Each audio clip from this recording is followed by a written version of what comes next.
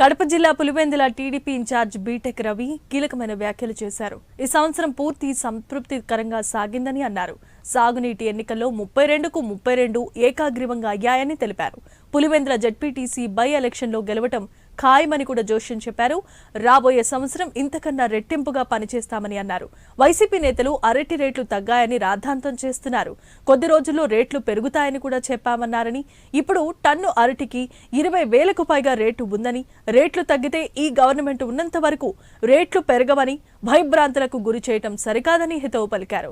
పులివెందులను అభివృద్ధి పదంలో నడిపించడంలో టీడీపీ కర్తవ్యం ఉందన్నారు బీటెక్ రవి.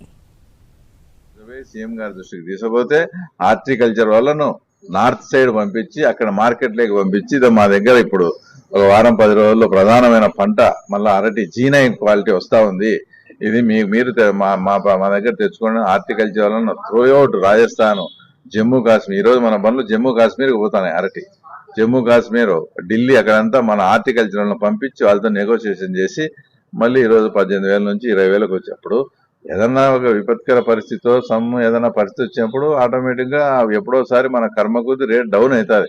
అప్పుడు రైతులకు ఎట్లా మళ్ళా దీన్ని సెటిలైట్ చేయాలని ఆలోచన చేసి చేయాలి కానీ తర్వాత వాళ్ళని భయభ్రాంతులు చేసి అదేని ఇదని ఇంకెప్పటికీ రేట్ రాదు, ఈ ప్రభుత్వం నాలుగు రేట్ రాదని మా మీద తోసేసి ఇట్లా చేయడం అది కరెక్ట్ కాదు. ఈరోజు అద్భుతంగా మళ్ళా ఆ తర్వాత చీనీ వాళ్ళు చీనీ కానీ అరటి కానీ అరటి రైతు ఈరోజు వచ్చి మంచి పంటకు వాళ్ళు తీసుకుంటా ఉన్నారు. ఇంకోటి విచిత్రమైన విషయం ఏంటంటే ఎప్పుడో ఒక 15 రోజుల కిందట ఎప్పుడో చూశాను, మున్సిపల్ ఆయన చైర్మన్ మున్సిపల్ ఇన్ఛార్జి గారంతా పోయి ఆర్డీఓకు రిప్రజెంటేషన్ ఇచ్చారు. ఏమని? పులివెందులలో తాగునీటి సమస్య ఉంది, దీన్ని తీర్చాలా అని.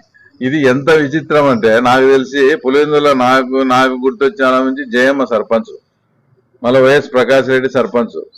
పులివెందులలో సర్పంచ్ ఉన్నప్పుడల్లా వాళ్ళే,